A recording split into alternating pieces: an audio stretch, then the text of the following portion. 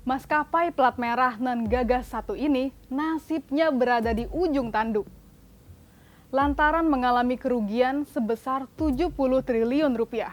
Wow, nilai sebesar itu bukan karena pandemi COVID-19 aja, tapi dari dosa-dosa di masa lalu. Dosa terbesar diawali dari pengadaan 12 pesawat bombardir CRJ-1000 di tahun 2010 yang diklaim hemat bahan bakar, bisa menghindari kecelakaan di udara, dan lainnya.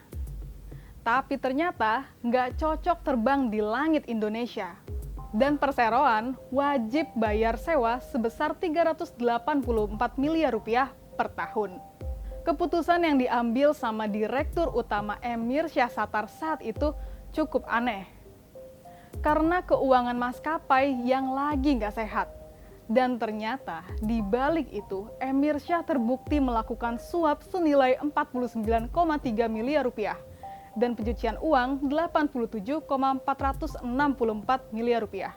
Selama pandemi COVID-19 sejak 2020 hingga Juli 2021, revenue Garuda Indonesia terus menurun sebesar 90% dan merugi hingga 3,44 triliun rupiah. Dan kini, kode penerbangan GA tersebut memiliki utang senilai 4,9 US dollar atau setara 70 triliun rupiah. Tercatat sejak Juni 2021 dan jumlahnya terus meningkat 1 triliun rupiah per bulan karena pembayaran yang tertunda kepada para kreditur. Garuda Indonesia terancam pailit karena gugatan penundaan kewajiban pembayaran utang atau PKPU oleh PT My Indo Airlines. Nah, strategi apa lagi untuk menyelamatkan maskapai ekor biru ini? Mengingat pemerintah selalu menyuntikkan dana sejak dulu agar tetap bisa beroperasi. Nah, ini akan kita bahas di Quick Insight.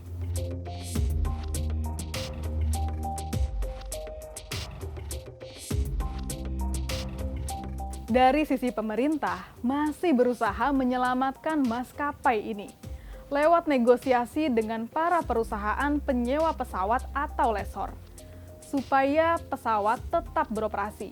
Lalu gimana dengan suntikan dana penyertaan modal negara? Pemerintah nggak mudah untuk ngelakuin ini, karena butuh anggaran yang nggak sedikit. Sebelumnya, pemerintah pernah ngasih dana bantuan ke maskapai ini.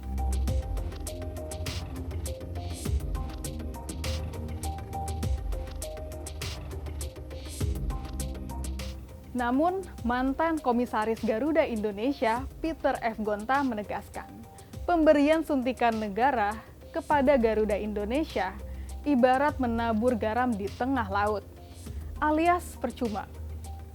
Peter mengklaim pandangan ini sejatinya sejalan dengan Presiden Jokowi dan Menteri Keuangan Sri Mulyani. Sementara Dirut Irfan Setiaputra juga sudah melancarkan strategi-strateginya, yaitu fokus meningkatkan angkutan kargo internasional yang dinilai menguntungkan, memprioritaskan rute yang banyak diminati, bisnis charter, penawaran pensiun dini untuk para karyawan, dan mengurangi sebesar 50% armada pesawat.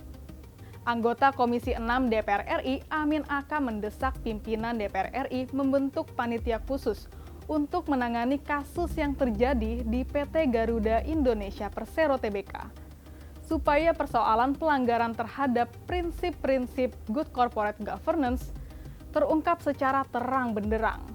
Amin juga menilai kebangkrutan Garuda Indonesia tidak hanya terjadi karena situasi pandemi COVID-19, namun karena moral hazard dari manajemen Garuda yang sudah terjadi selama bertahun-tahun.